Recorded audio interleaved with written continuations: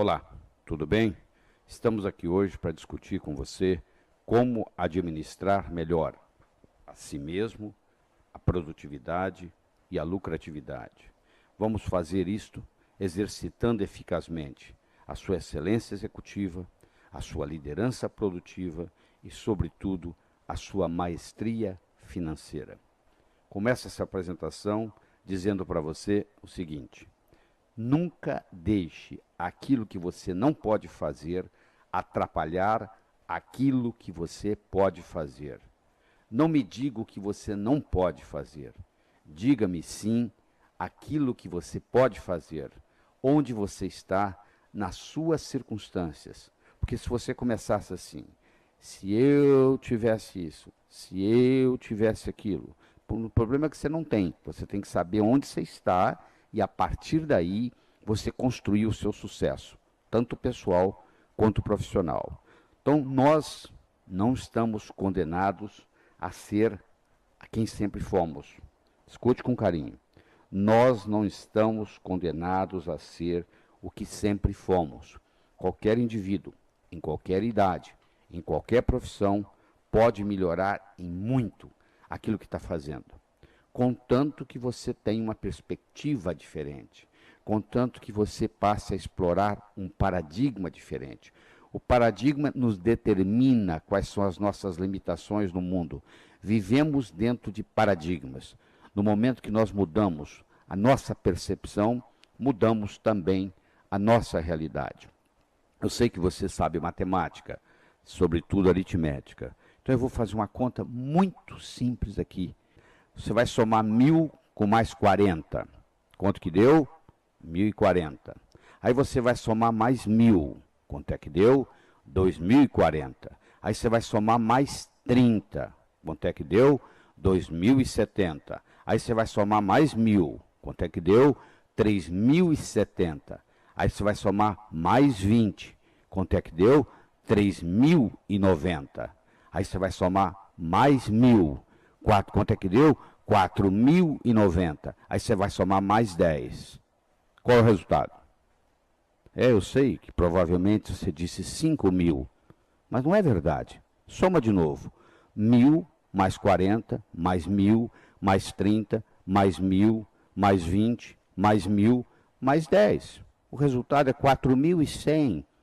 É uma conta simples de aritmética que você aprendeu no primário, no ensino fundamental. E por que você titubeou no resultado? Porque você estava dentro do paradigma dos 1.000. Eu falei 1.000, depois mais 1.000, depois mais 1.000 e depois mais 1.000. O seu cérebro entrou no paradigma do 1.000.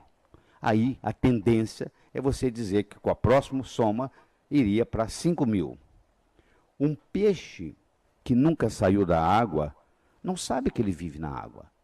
Verdade? Você imagina um peixe que nunca saiu de dentro d'água. Como é que ele vai saber o que é água se ele não sabe o que não é água? Para ele saber o que é água, ele tem que saber o que não é água. Se ele nunca saiu daquela água, ele não sabe que ele vive na água. O indivíduo que nunca saiu de um paradigma, ele não sabe que ele vive dentro de um paradigma, que muitas vezes está limitando suas atividades. Quando a Terra era plana, era impossível fazer uma viagem ao mundo numa Terra plana. Quando o conceito passou a ser, o paradigma passou a ser, de que a Terra era redonda, ela deixou de ser plana e passou a ser redonda, agora sim você pode fazer uma viagem de volta ao mundo. Porque você pode fazer uma viagem de volta ao mundo numa Terra redonda, mas você não poderia fazer uma viagem de volta ao mundo numa Terra plana. No momento que você muda os seus paradigmas, as suas possibilidades se multiplicam.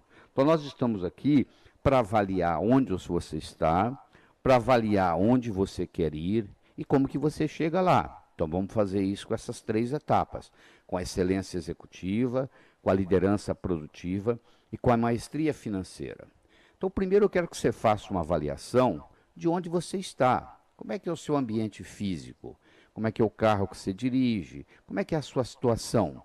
Onde você mora? A sua estrutura? Onde você trabalha? Você está satisfeito com o seu ambiente físico? Dá uma pensada. O que você poderia melhorar no seu ambiente físico? E na sua saúde? Você se considera uma pessoa saudável? Porque ser saudável é diferente de não ser doente. Uma pessoa pode não ser doente, mas não necessariamente saudável. Saudável é ter energia para fazer tudo aquilo que você quer. Você tem essa energia? Você se considera uma pessoa saudável fisicamente, mentalmente, emocionalmente, espiritualmente? E a sua carreira profissional? Onde você quer chegar com ela? O que você considera, do ponto de vista profissional, sucesso? Onde está o seu limite? Onde está o seu patamar? Você está satisfeito ou quer crescer? E o seu desenvolvimento pessoal? Qual o investimento que você faz para desenvolver você mesmo como pessoa? E os seus relacionamentos? Os relacionamentos de amizade, relacionamento amoroso, relacionamento familiar. Como é que você se sente com relação a isso? O que está bom? O que precisa melhorar? E a sua espiritualidade? Você como uma alma dentro de um corpo, passando uma temporada aqui na Terra. Como é que você se sente no seu desenvolvimento espiritual?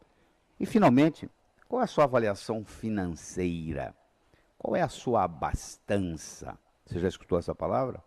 Abastança significa o número de dias que você pode sobreviver financeiramente sem trabalhar, mantendo o mesmo padrão de vida. Se você perdesse seu emprego hoje, ou a sua fonte de renda, o que você já ganhou, o que você já acumulou, você poderia continuar vivendo no mesmo padrão de vida por quanto tempo? Esta é a sua abastança. E eu recomendo que você comece a se preocupar com a sua abastança, porque hoje o processo de aposentadoria vai ficando cada vez mais complicado. Quando começou o processo de aposentadoria no Brasil, nós tínhamos 40 brasileiros trabalhando para um aposentado. Hoje nós temos menos de 3 brasileiros trabalhando para um aposentado. Então, na hora que chegar a sua vez de aposentadoria, eu não sei como é que vai ser a Previdência. Eu acho que não existe nenhuma reforma que vai conseguir resolver esse problema, porque o problema não é um problema de reforma. Então você tem que se preocupar financeiramente, porque você vai se aposentar em torno de 65 anos e hoje a chance de você viver até os 90 é muito grande. 65 a 90 é um quarto de século. O que você está planejando fazer com esse um quarto de século? Então você tem que pensar em algumas mudanças de patamar. Você vai fazer mudanças de primeira ordem e mudanças de segunda ordem. O que é uma mudança de primeira ordem? Uma mudança simples. Você muda a posição dos móveis na sua casa. Você continua morando no mesmo edifício, no mesmo apartamento, no mesmo andar. Você simplesmente mudou a disposição da mobília.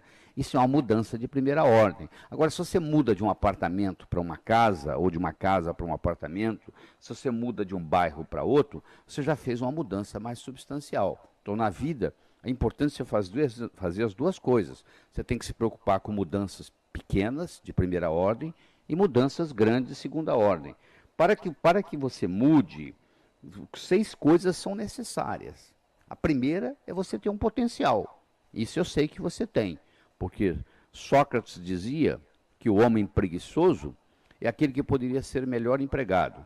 E de acordo com a definição de Sócrates, todos nós somos preguiçosos, porque nós não estamos usando nem 5% da nossa capacidade mental. Qualquer pessoa, em qualquer idade, em qualquer profissão, pode melhorar o seu desempenho. E você não é exceção. Então você tem o potencial que você não está usando. Você tem que ser capaz de solucionar os problemas no nível onde você está. Se você tiver problemas ainda sem solução, fica complicado você mudar. Então, primeiro, você tem que resolver esse processo. Terceiro, tem que haver algo que estimule você ou que incomode você. Porque Napoleão dizia que nós só tem 2 coisas que motivam o ser humano. Um é medo, a outra é interesse. Ou você muda por medo, ou você muda por interesse. Ou você muda por medo de alguma coisa que está lhe incomodando, e aí você vai fazer alguma coisa para resolver, ou você muda por interesse, você descobre um novo mundo, uma nova perspectiva, e você começa a mudar. Então, no seu caso, Qual que predomina? Você quer mudar porque tem alguma coisa ali incomodando, ou você quer mudar por mudar? Ou seja, você quer ir para um patamar diferente, você quer passar para uma nova fase. E para isso você tem que ter uma série de insights, você tem que ter uma série de ideias, e esse material que você está escutando, esse material serve, inclusive, para você ter essas ideias. Para isso que foi desenhado isso aqui. Claro que nesse processo de mudança, você vai enfrentar barreiras, você vai enfrentar obstáculos. Você pode considerá-los como obstáculos ou você pode considerá-los como etapas. Qual a diferença entre uma etapa e um obstáculo? Se eu mantenho a minha visão na minha meta, o que está entre eu e a minha meta são apenas etapas. Se eu tiro a minha visão, se eu tiro o meu olhar da minha meta, aí é diferente. Aí o que está entre eu e a minha meta passa a ser obstáculos. Então você tem que estar firme na sua meta, saber aquilo que você quer, focar naquilo e ir em frente. E com isso aí há uma consolidação da sua mudança. Porque às vezes se você mudar, mas se você não tiver um ambiente que lhe ajude no processo de manter essa mudança, fica muito complicado. Entendeu? Fica muito complicado. Então você tem que ver se a sua família vai apoiar essa mudança, se os seus colegas de trabalho vão apoiar, porque não adianta você mudar por mudar e não tiver uma consolidação do processo. É muito importante você entender isso. Se eu me deito na lama e me sujo, e tomo um banho, e fico limpinho, e vou e me deito na lama de novo, não adiantou nada eu ter tomado banho. Se eu faço uma mudança, volto para o meu meio ambiente, e o meu meio ambiente não apoia essa mudança, a tendência é voltar ao que era antes. Então, um executivo vai para um treinamento, recebe ideias novas, volta para a empresa e não tem o apoio, a cultura necessária da empresa, a cultura empresarial, para apoiar esse conhecimento que esse executivo acabou de adquirir. Isso aí não adianta nada, porque logo, logo ele volta a fazer tudo aquilo que ele fazia. Nós temos um curso chamado Sintonia, que é um curso estruturado para promover um desenvolvimento pessoal e profissional nas pessoas. Tem uma duração de 39 horas, 12 no primeiro dia, 17 no segundo e 10 no terceiro, onde nos 2 primeiros dias nós cuidamos da parte pessoal e no terceiro dia nós cuidamos da parte profissional. Então, primeiro tem que ter uma reestruturação pessoal importante, para depois ter uma reestruturação profissional, que agora vai estar consolidada, porque eu tenho uma reestruturação pessoal forte. Então, eu recomendo você que está aí me escutando, nós temos que trabalhar com 4 verbos. O verbo conservar, o verbo obter, o verbo desfazer e o verbo evitar. Por que isso? Porque tem coisa que você tem e gostaria de ter, não é verdade? Você deve ter uma boa família e gostaria de ter uma boa família. Então, se esse é o caso, o que você tem que fazer? Você tem que conservar essa boa família. Então, esse é o verbo a ser conjugado nesse caso. Aquilo que você tem e gostaria de ter, então você tem que conservar, não é? Não vai acontecer espontaneamente. Você tem que fazer a manutenção do seu carro, não é verdade? Se você não fizer a manutenção, você terá problemas. Você tem que fazer a manutenção do seu relacionamento. Isso é a conservação. Agora, tem coisa que você gostaria de ter e não tem. Se você gostaria de ter e não tem, então o verbo a ser conjugado é o verbo obter. O que na sua vida pessoal e na sua vida profissional que você gostaria de ter e ainda não teve? Então, isso aí são coisas que você tem que obter. Tem coisa na sua vida que você tem, mas não gostaria de ter, né? Uma pessoa pode ter câncer e provavelmente não gostaria de ter câncer. Então, isso são coisas que nós vamos desfazer. Eu posso ter um medo do fracasso ou até o medo do sucesso, e eu não gostaria de ter esse medo. Então, qual é a minha atitude com relação a isso? É desfazer este medo. Então, esse é o verbo a ser conjugado. E tem coisa que eu não tenho e nem gostaria de ter. Eu não tenho câncer e não gostaria de ter câncer. Então, nesse caso, o verbo a ser conjugado é o verbo evitar. Então, se você mantém esses 4 verbos conjugados diariamente, o conservar, o obter, o desfazer e o evitar, conservar para aquilo que você quer e tem, obter para aquilo que você quer e não tem, desfazer para aquilo que você tem e não quer, e evitar para aquilo que você não tem nem quer, você fazendo a conjugação certa desses 4 verbos, conservar, obter, desfazer e evitar na sua vida faz uma diferença muito grande. Então, assim, é muito simples. Se não puder fazer tudo, faça tudo o que puder. Então, você tem que ser uma pessoa mais proativa. A analogia que eu faço é muito simples. É entre um termômetro e um termostato. O termômetro mede a temperatura de onde você está. Um termostato mudaria a temperatura. Você vai num ar-condicionado e no termostato do ar-condicionado você põe lá 21 graus Celsius, o seu ambiente vai ficar em torno de 21 graus Celsius, ou seja, vai mudar a temperatura do ambiente.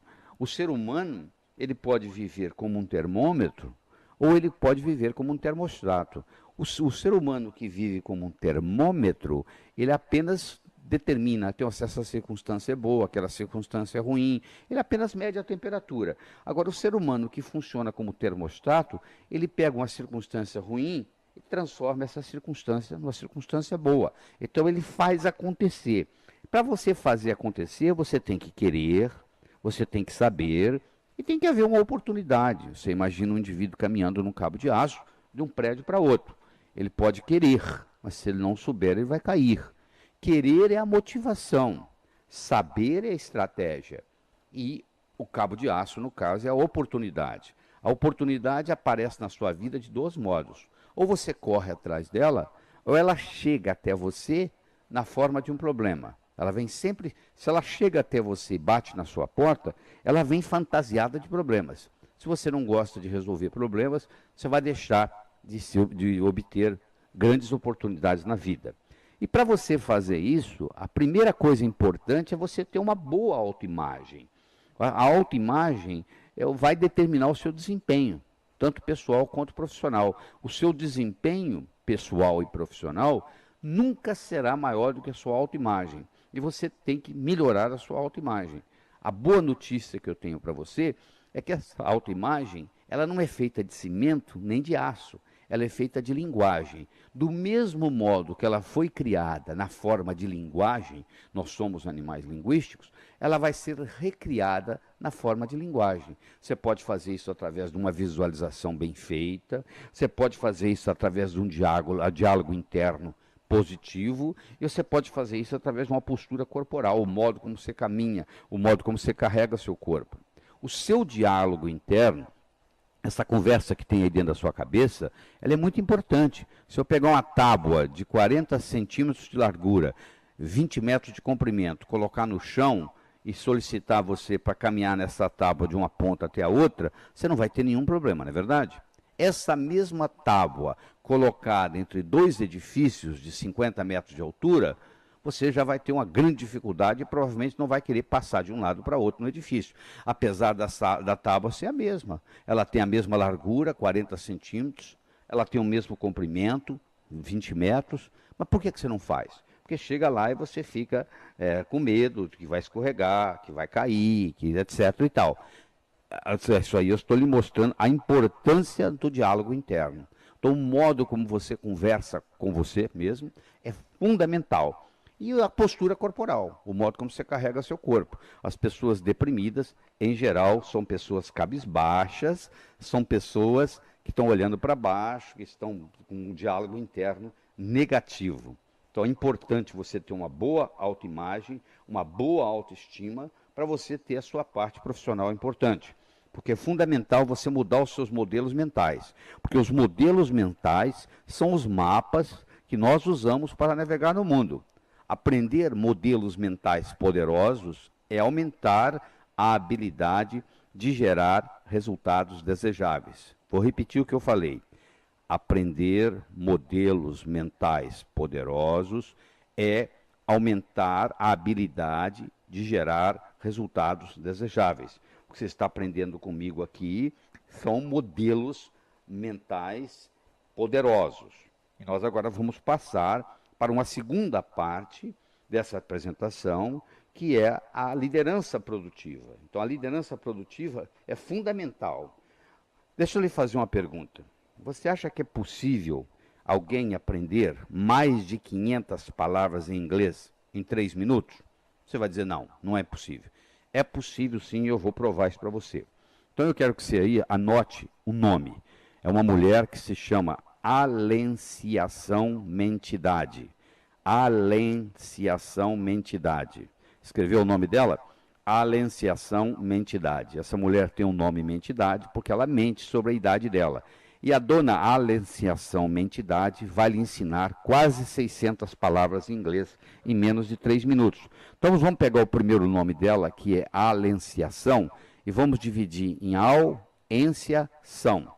Então, vamos trabalhar com al primeiro. Toda palavra que em português terminar em al, em inglês também termina em al. Capital, capital, fatal, fatal, total, total. Então pronto, você já aprendeu mais de 140 palavras em inglês, sabendo que toda palavra que em português terminar em AL, em inglês também termina em AL. Agora vamos continuar com o nome da dona Alenciação. O al nós já trabalhamos, agora sobra o ência. Então você pega o ência. Toda palavra que em português terminar em ência, em inglês termina em ENCE. Por exemplo, obediência, obedience. Então você já aprendeu mais 100 e poucas palavras. Vamos continuar. Alenciação. Toda palavra que em português termina em são, em inglês termina em TION. Nação, nation, sensação, sensation. Agora vamos para o sobrenome dela. Mentidade. Toda palavra que em português terminar em mente, em inglês termina em LLY. Por exemplo, socialmente, socially, oralmente, orally. E finalmente a palavra dade. Toda palavra que terminar em português em dade, em inglês termina em TY. Velocidade, velocity, capacidade, capacity.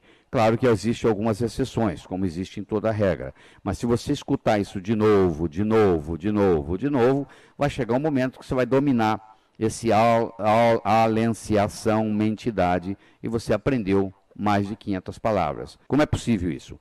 Eu fiz uma abordagem diferente. Então eu vou fazer também uma abordagem diferente com relação à produtividade.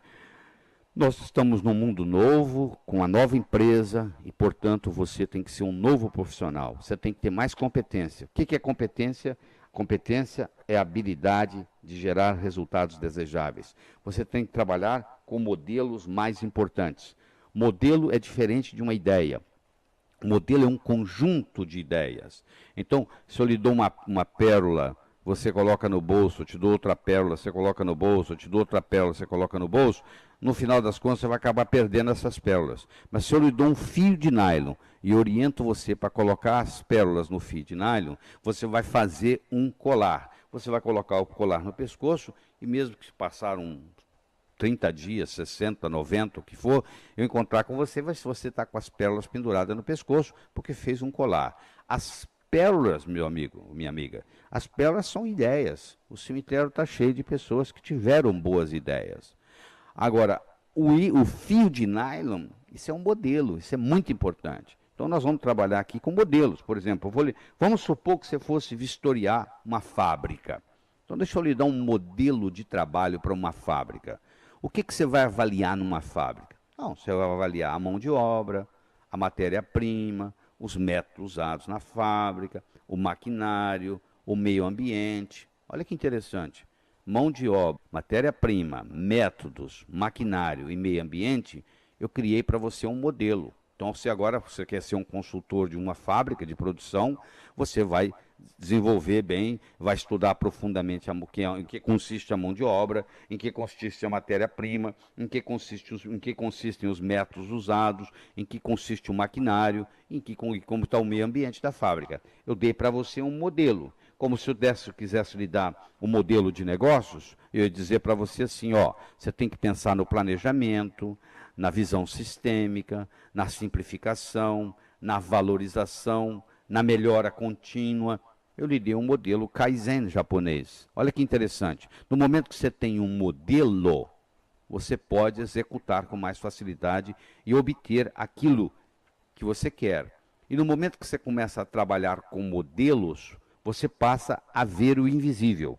Aquele que pode ver o invisível pode fazer o impossível ou deixar de fazer o possível. Se você tem uma percepção negativa com relação a alguma coisa, você vai deixar de fazer muitas coisas por causa da sua percepção negativa. Uma outra pessoa, nas mesmas circunstâncias, é totalmente diferente.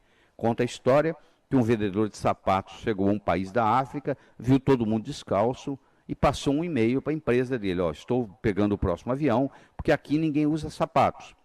Um outro vendedor de uma outra fábrica de sapatos chegou neste mesmo país, viu todo mundo descalço e, e passou um e-mail para a empresa, para a fábrica dele. Estou ficando por aqui, não temos concorrência. Verdade? A situação era a mesma, as pessoas estavam descalças. Agora, para um foi um problema, para o outro foi uma oportunidade. Para todo mundo é assim. E vai depender muito da percepção. E vai depender muito da sua capacidade de visão sistêmica. É muito importante isso. Qual é a sua capacidade de visão sistêmica? Deixa eu descrever para você aqui um probleminha de visão sistêmica muito interessante. Olha só. Um homem mora perto de uma ponte por onde passam 20 trens por dia. Todos os dias, em horários diferentes, ele vai observar e anotar os trens que por ali passam. Nessa ponte passam tanto trens de carga quanto de passageiros. O homem fica observando até que passa um trem e então anota se é de carga ou de passageiros. Está seguindo? Talvez você tenha que escutar isso de novo. Para lhe ajudar, eu vou repetir o problema. Um homem mora perto de uma ponte por onde passam 20 trens por dia. Todos os dias, em horários diferentes, ele vai observar e anotar os trens que por ali passam. Nessa ponte passam tanto trens de carga quanto de passageiros. O homem fica observando até que passe um trem e então anota se é de carga ou de passageiros. Está acompanhando? Ao fim de um ano, ele constatou que 90% dos trens que viu passar eram de carga e apenas 10% de passageiros. Então, concluiu que por ali passavam 9 vezes mais trens de carga do que de passageiros. Um dia, conversando com um funcionário da ferrovia, ficou sabendo que a quantidade de trens de carga e de passageiros que passava por ali era exatamente a mesma. Sem nenhum truque, eu quero perguntar para você como é possível. Ele pensou e anotou 90% dos trens que viu passar serem de carga e apenas 10% de passageiros. E quando conversou com o funcionário da ferrovia, constatou que o número de trens de passageiros de carga que passavam por ali era o mesmo. E agora, como é que você resolve isso? Você vai começar a pensar e à medida que você vai desenvolvendo, descobrindo a resposta, que não tem nenhum truque, isso aqui não é truque, você aprende a desenvolver a sua habilidade sistêmica. Se você, depois de quebrar a cabeça, não chegar à conclusão, você liga para o meu escritório em São Paulo, que o código é 11, né? Operadora 11 3889 0038, repetindo, São Paulo 11 3889 0038, e alguém lá vai lhe dar a resposta sobre esse problema. Entendeu? Mas primeiro você tem que quebrar a cabeça, você tem que primeiro desenvolver a sua habilidade de pensar sistemicamente. Porque no momento que você desenvolve a sua habilidade de pensar sistemicamente, você passa a ganhar mais dinheiro. Então eu vou dar para você de presente agora uma pergunta que ajuda você a pensar sistemicamente. Qual é o problema mais amplo do qual este é apenas uma parte? Repetindo, qual é o problema mais amplo do qual este é apenas uma parte? Só isso ajuda você a pensar sistemicamente e melhora a sua capacidade e melhora a sua produtividade como executivo. Então, numa empresa, existem várias, pensando sistemicamente, você tem que pensar em várias coisas. Você tem que pensar nos fornecedores, nos clientes, na comunidade, nos funcionários, colaboradores, nos acionistas. Quer dizer, os acionistas e os funcionários fazem a parte interna da empresa. Os fornecedores, os clientes, a comunidade fazem a parte externa da empresa. Já que eu estou falando de empresa, deixe-me fazer-lhe uma pergunta. O que é uma empresa? Hein? Se você tivesse que responder, o que é uma empresa? São as instalações? Não. Sua empresa amanhã pode mudar de local, não pode? E continua sendo a mesma empresa, né? São os produtos? Também não. A IBM fabricava mainframe computer, depois passou a fabricar PC, e hoje não fabrica nenhum dos dois, e continua sendo IBM, International Business Machine. Será que a empresa são as pessoas? E se você mandar todo mundo embora? não continua sendo IBM? Se você for na IBM hoje e voltar lá daqui 15 anos, você não vai encontrar um funcionário trabalhando lá, que está lá hoje. O turnover, a rotatividade da IBM em 15 anos chega a ser 100%. Então, você pode mudar as pessoas, você pode mudar as instalações, você pode mudar os produtos e continuar a empresa. Então, empresa não é isso. O que é uma empresa?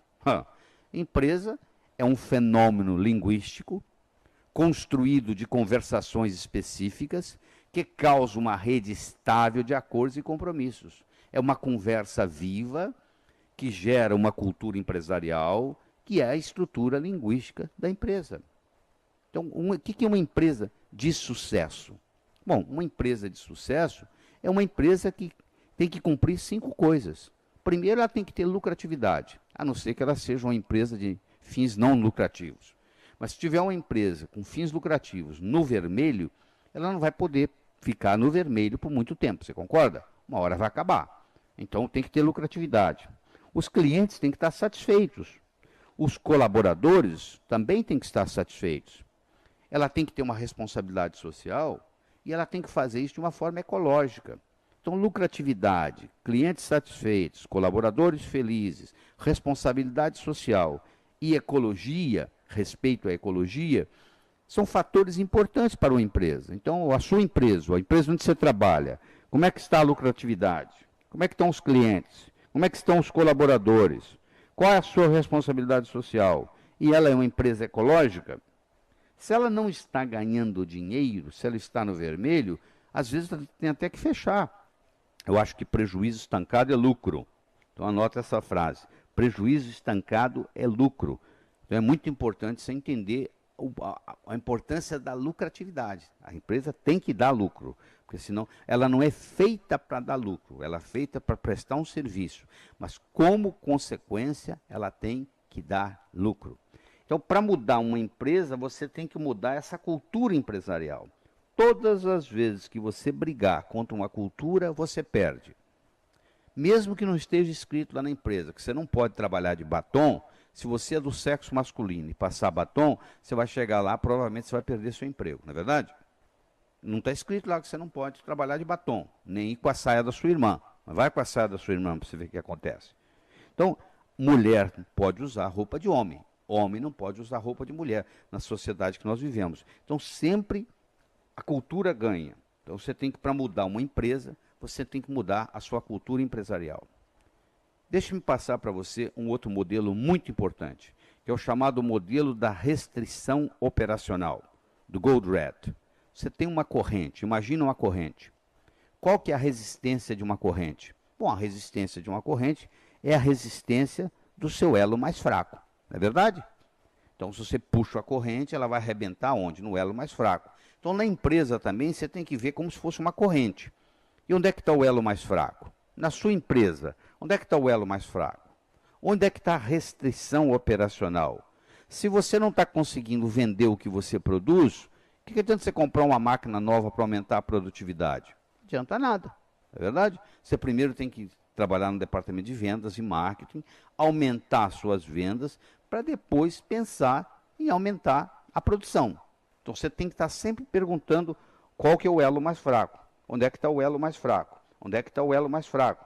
Então você vai fazendo um processo de inovação na empresa, sempre buscando o elo mais fraco. E à medida que você busca o elo mais fraco, você vai buscando o elo mais fraco, esse elo mais fraco vai mudando de lugar. Se eu estou com um problema de vendas, e aí eu melhoro o meu departamento de marketing e vendas, e eu começo a vender muito, aí pode ser que o elo mais fraco pule para a produção. Agora, eu não consigo produzir os produtos necessários. Aí eu vou aumentar a produção. Então, eu vou sempre fazendo um processo de inovação. Existem vários níveis de você fazer uma inovação. Você pode fazer uma inovação de manutenção, ou você pode fazer uma manutenção revolucionária. Quando você é capaz de fazer uma inovação revolucionária, claro que aí a coisa muda, aí a coisa fica muito mais interessante, aí o potencial de geração de dinheiro, de riqueza é muito grande. Você lembra daquele seu amigo jovem que, quando começou a era do celular no Brasil, aquela pessoa se envolveu com o celular e hoje é milionário. Ou seja, uma nova tecnologia que chegou, inovadora, a pessoa foi nessa tecnologia e foi em frente e conseguiu uma riqueza, né? Que foi, ninguém acreditava que podia ser, porque participou de uma inovação revolucionária. Eu agora quero discutir com você um pouco sobre o aspecto da maestria financeira. Nós vivemos num mundo que se caracteriza por 3 palavras: complexidade, velocidade e incerteza. Então deixa primeiro eu falar sobre complexidade. Complexidade não depende do número de peças envolvido, mas da relação entre elas. Se eu tiver um quebra-cabeça com 1000 peças, ou tiver um jogo de xadrez com 32 peças, e eu perguntar para você o que é mais complexo, bom, claro que é o jogo de xadrez. Mesmo que o quebra-cabeça tenha 1000 peças, depois que aquilo ali vai encaixando na outra, vai encaixando na outra, vai encaixando na outra, é muito diferente do que as 32 peças. Então, eu posso ter uma empresa com 1000 funcionários, muito menos complexa para administrar do que uma empresa com 32 funcionários.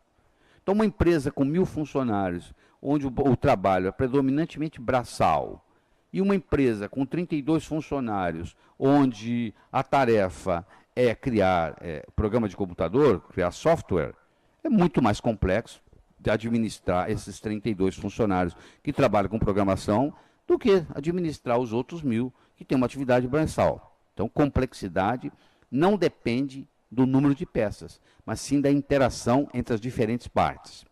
Segundo, vivemos num mundo veloz. Para você ter uma ideia, o rádio, com seu início em 1918, ele levou 30 anos para atingir 50 milhões de pessoas. O Hotmail, que começou em 1999, ele levou 1 ano para atingir 50 milhões de pessoas. Vou falar de novo. O rádio, que começou em 1918, passaram-se 30 anos para ele atingir 50 milhões de pessoas. O Hotmail, que iniciou-se em 1999, com 1 ano, atingiu 50 milhões de pessoas. Olha como é que nós vivemos num mundo mais veloz. Em 1800, uma pessoa, um ser humano, podia percorrer confortavelmente 38 km por dia. Em 1900, já com trens, podia percorrer 190 km por dia. No ano 2000, de avião, por dia, sem nenhum problema, 950 km por dia.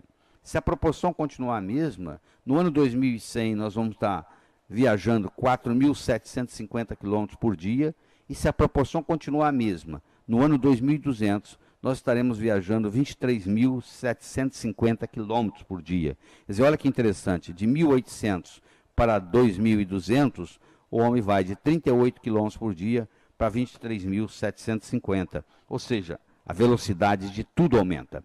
E a incerteza, complexidade e incerteza são irmãs gêmeas. Cresce uma, cresce outra. A Prigogine, que ganhou o prêmio Nobel, ele diz o seguinte: em sistemas complexos, uma pequena modificação pode desencadear uma evolução totalmente nova, que irá alterar todo o comportamento do sistema. Aliás, isso tem um nome conhecido como o nome de efeito borboleta, que o Edward Lorenz, do MIT, do Massachusetts Institute of Technology, ele mostrou que uma pequena alteração em um dos elementos de um sistema complexo pode criar uma enorme diferença no resultado. Ou seja, um bater de uma asa de borboleta na Coreia do Sul pode causar uma chuva em São Paulo. Então, isso é importante você entender, que às vezes uma pequena modificação da sua empresa pode acarretar um resultado muito grande nesse sistema complexo. A complexidade advinda da globalização, a velocidade advinda da tecnologia e as incertezas políticas, sociais e econômicas estão fazendo com que as organizações mudem seu modus operandi. Então você, se quiser sobreviver como empresa, você tem que tornou-se mais competitivo. A globalização da economia estabelece novos padrões de competitividade baseados na competência de ação. Então, os próximos desafios que nós temos no mundo empresarial são essa grande velocidade, o poder do cliente cada vez maior, a competição a baixo custo e a tomada de decisões sob incerteza e gestão não supervisionada. Então, cada vez você vai ter que ser mais intuitivo, cada vez você vai ter que aprender a fazer mais com menos. Falando em fazer mais com menos, eu tenho uma história aqui para você. Diz que uma vez, num oásis, 3 irmãos discutiam a herança deixada por seu pai, que acabara de morrer. O pai tinha deixado 35 camelos para os 3 irmãos, mas do seguinte modo: o mais novo ia receber metade, o do meio ia receber 1/3 e o mais velho ia receber 1/9. E eles estavam discutindo como fazer isso, porque metade de 35 era 17,5, 1/3 de 35 era 11,6 e 1/9 de 35 era 3,8. Então eles estavam tentando discutir como é que eles iam dividir os camelos, já que um tinha que ficar com 17,5, o outro com 11,6 e o outro com 3,8. Então não chegava a um acordo de como dividir esses 35 camelos. Passava pelo oásis um matemático que tinha pego uma carona com um amigo num camelo. E pararam para tomar uma água. E esse matemático percebeu que os 3 irmãos discutiam sobre a herança do pai.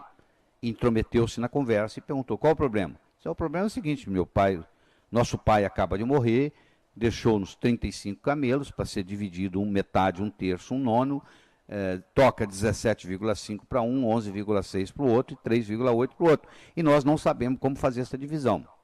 Aí o matemático perguntou: se eu fizer a divisão e vocês ficarem satisfeitos, vocês aceitam a minha divisão? Ele disse: perfeitamente. Então, um momento, ele foi no seu amigo, pegou o camelo do amigo emprestado, se juntou aos 35 e falou: agora vocês têm 36 camelos para dividir. 36 camelos. Você que vai ficar com a metade vai ficar com 18. Está satisfeito? Claro que estou satisfeito. Eu ficaria com 17,5 e estou com 18. Muito bem. Você que ia ficar com 1/3 vai ficar com 12. Você também está satisfeito? Estou.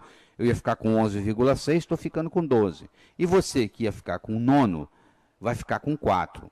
Você ia ficar com 3,8, está ficando com 4. Está satisfeito? Estou. Todos os 3 irmãos ficaram satisfeitos. Porque ao invés de 17,5, 11,6 e 3,8, agora eles tinham 18, 12 e 4 camelos, respectivamente.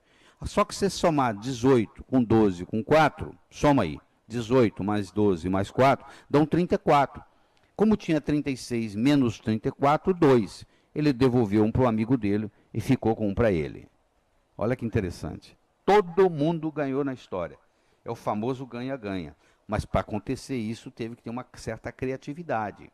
Então, escute essa história de novo, de novo, de novo, até você captar essa ideia. Certo? Agora eu vou lhe dar um outro modelo muito importante, que vai lhe ajudar na sua vida pessoal e na sua vida profissional. Isso aqui é o ponto auge da nossa apresentação aqui, tá certo? Então, olha que interessante.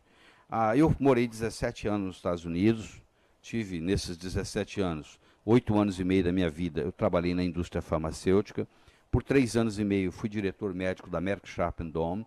E por 5 anos, eu fui diretor executivo e terminei como vice-presidente da Ciba-Geigy, hoje Novartis. Quando eu saí da Merck, que é uma excelente empresa para se trabalhar, e fui para a Ciba-Geigy, que também era uma boa empresa, não no mesmo nível que a Merck, eu tive uma série de problemas em gerenciar os departamentos. E aí eu não sabia o que fazer, porque o sujeito entrava na minha sala, deixava um problema em cima da mesa e ia embora. E eu estou aqui contratado para fazer as pessoas trabalharem, não para trabalhar, no sentido de eu fazer por elas. E aí eu bolei um modelo que eu vou compartilhar com você. Eu reuni todas as pessoas que reportavam para mim e disse para eles o seguinte: a partir de hoje, para você entrar na minha sala, você vai ter que me responder 4 perguntas.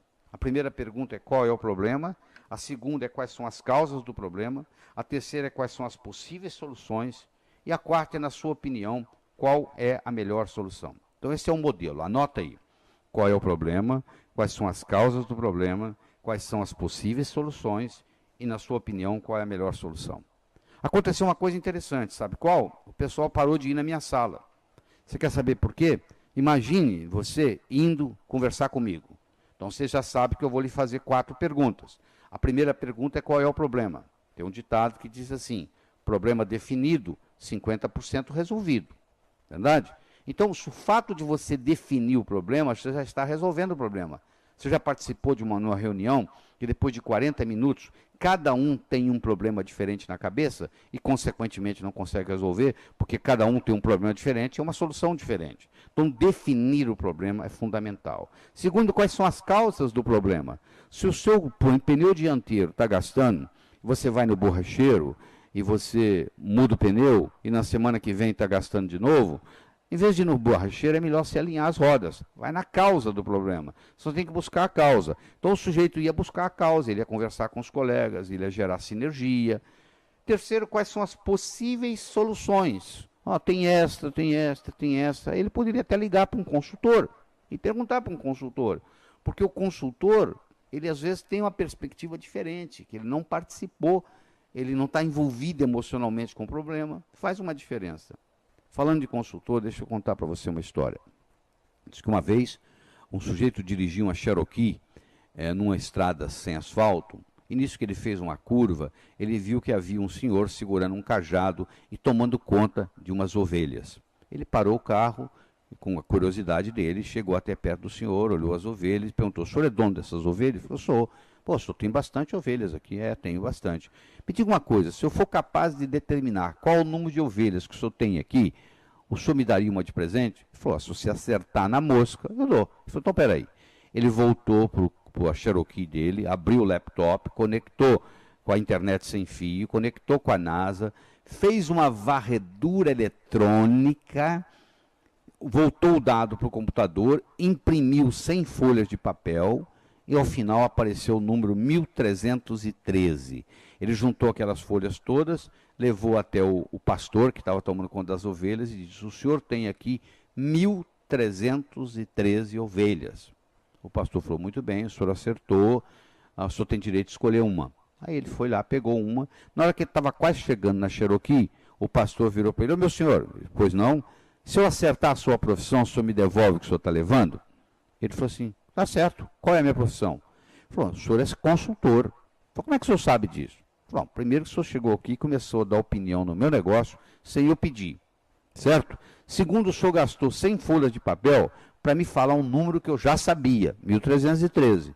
E terceiro, o senhor não entende nada do meu negócio, o senhor está levando o meu cachorro. Apesar do consultor não entender nada do seu negócio, o consultor, às vezes, é importante, porque ele não está envolvido emocionalmente com o problema. Quando você está envolvido emocionalmente com o problema, fica complicado. Então, aquele indivíduo que ia conversar comigo, como ele tinha que discutir quais as possíveis soluções, ele escutava a consultoria de um, ele escutava a consultoria de outro, e ele ia melhorando o processo. E, finalmente, na sua opinião, qual é a melhor solução? Ele olhava e decidia. Depois que ele decidia, ele falava assim: eu não preciso conversar com o Laíra. Olha que interessante, um modelo simples, qual é o problema, quais são as causas do problema, quais são as possíveis soluções, e na sua opinião, qual é a melhor. Isso aí eu acho que você devia de colocar na sua parede, dentro da sua gaveta, e trabalhar com esse processo. E com outros modelos importantes. Eu tenho modelos, por exemplo, que é o modelo da autodestruição construtiva, onde você tem que estar sempre destruindo para construir. Não existe construção sem destruição. Você vai construir uma casa, você não faz um buraco no chão, você não destrói a madeira, você não dinamita a pedra. Então, a autodestruição construtiva é muito importante. É importante você trabalhar com o princípio Deming.